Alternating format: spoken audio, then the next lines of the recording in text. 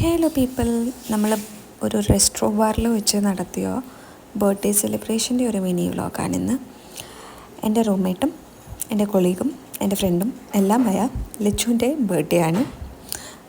ഞങ്ങൾ പോയ ദിവസം ആയിരുന്നില്ല ബർത്ത്ഡേ, അതിൻ്റെ നെക്സ്റ്റ് വീക്കായിരുന്നു. പക്ഷെ ഞങ്ങളുടെ ഒരു ഫ്രീ ടൈമും എല്ലാം നോക്കിയിട്ട്, അവൾക്ക് ബർത്ത്ഡേ ദിവസം ഡ്യൂട്ടി ഉള്ളതുകൊണ്ടും ഞങ്ങളുടെ ഫ്രീ ടൈം നോക്കിയിട്ട് ഞങ്ങൾ കുറച്ച് മുന്നേ സെലിബ്രേറ്റ് ചെയ്തായിരുന്നു.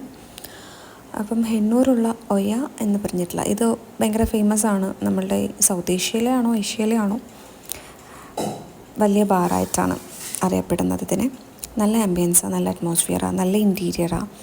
എനിക്ക് കുറേ മെമ്മറീസൊക്കെ ഉള്ള പ്ലേസാണ്. അതുകൊണ്ട് തന്നെ എനിക്ക് ഭയങ്കര സ്പെഷ്യലാണ് ഈ ഒരു റെസ്റ്റോറൻറ്റ്. അപ്പം നമ്മൾ അവിടെ എത്തി. ആസ് യു ക്യാൻ സി ഭയങ്കര ക്രൗഡഡ് ആയിരുന്നു. പറയാൻ ഞങ്ങളൊരു ട്യൂസ്ഡേ ആ പോയത്, വീക്കെൻഡ് പോലും അല്ലായിരുന്നു. എന്നിട്ട് നല്ലോണം ക്രൗഡഡ് ആയിരുന്നു. ഞങ്ങൾ നേരത്തെ വിളിച്ച് റിസർവ് ചെയ്തിട്ടാണ് പോയത് സീറ്റൊക്കെ. അപ്പം ഞാനും അവളും അവിടെ എത്തി. ഞങ്ങളുടെ സീറ്റ് തപ്പി. പിന്നെ ഒരു ബർത്ത്ഡേയുടെ ഫോട്ടോഷൂട്ടിൻ്റെ ഭാഗമായിട്ട് ഒരു ബ്രൗണിയും ഐസ്ക്രീം കേക്കും ഹാപ്പി ബർത്ത്ഡേ എന്ന് എഴുതിയ പ്ലേറ്ററൊക്കെ ഞങ്ങൾ അറേഞ്ച് ചെയ്തു. ഇതായിരുന്നു ഞങ്ങൾ അവിടെ നിന്ന് കഴിച്ച ഫുഡ്. ഒരു ചിക്കൻ പീസയും പിന്നെ ഒരു ഡ്രിങ്കും ഉണ്ടായിരുന്നു ലെമണിൻ്റെ. ഞാൻ ചുമ്മാ കേക്കൊക്കെ ടേസ്റ്റ് ചെയ്ത് നോക്കിയായിരുന്നു brownie. It was really yummy, നല്ലതായിരുന്നു. ഐസ്ക്രീമിൻ്റെ കൂടെ കഴിച്ചപ്പം അത് കുറച്ചുകൂടെ ബെറ്ററായിട്ട് ഫീൽ ചെയ്തു. പിന്നെ ഞങ്ങൾ വാഷ്റൂമിലൊക്കെ ഒന്ന് പോയി.